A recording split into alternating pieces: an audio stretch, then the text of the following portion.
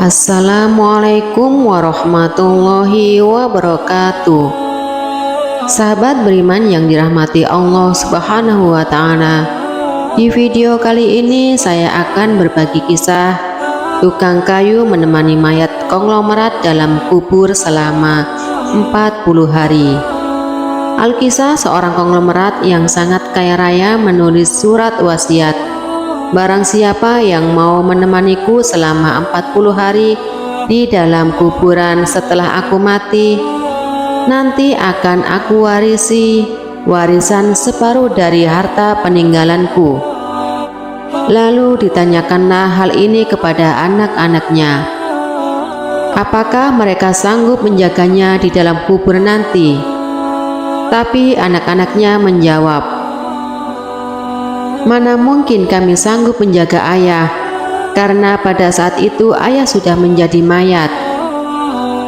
Keesokan harinya dipanggillah semua adik-adiknya, dan beliau kembali bertanya, "Adik-adikku, sanggupkah di antara kalian menemaniku di dalam kubur selama 40 hari? Setelah aku mati nanti, aku akan memberi setengah dari hartaku."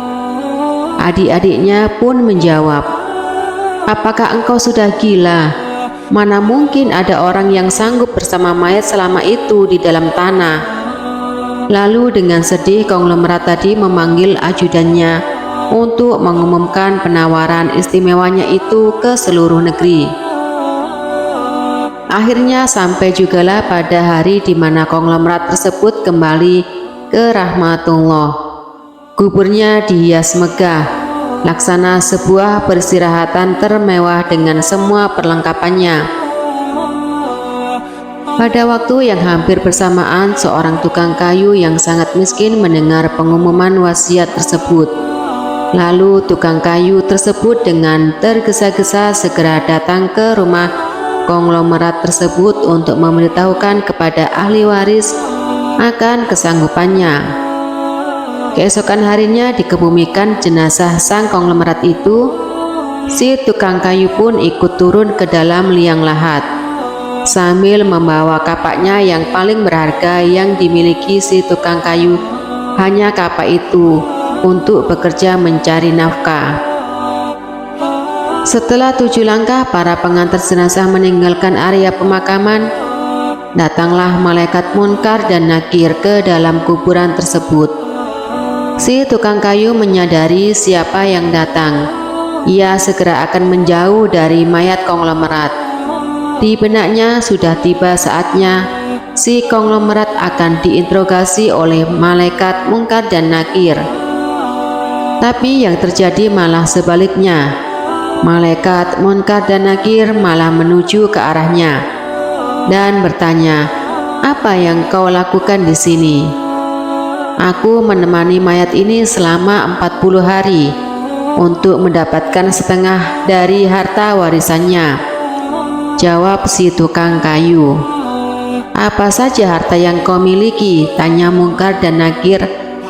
"Hartaku cuma kapak ini saja untuk mencari rezeki," jawab si tukang kayu.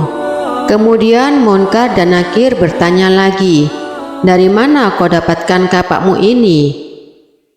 "Aku membelinya," balas si tukang kayu. Lalu pergilah Munkar dan Nakir dari dalam kuburan tersebut. Besok hari kedua mereka datang lagi dan bertanya, "Apa saja yang kau lakukan dengan kapakmu?" "Aku menebang pohon untuk dijadikan kayu bakar, lalu aku menjual ke pasar," jawab si tukang kayu. Di hari ketiga tanya lagi, "Pohon siapa yang kau tebang dengan kapakmu ini?" "Pohon itu tumbuh di hutan belantara, jadi nggak ada yang punya," jawab si tukang kayu. "Apa kau yakin?" Lanjut malaikat, kemudian mereka menghilang.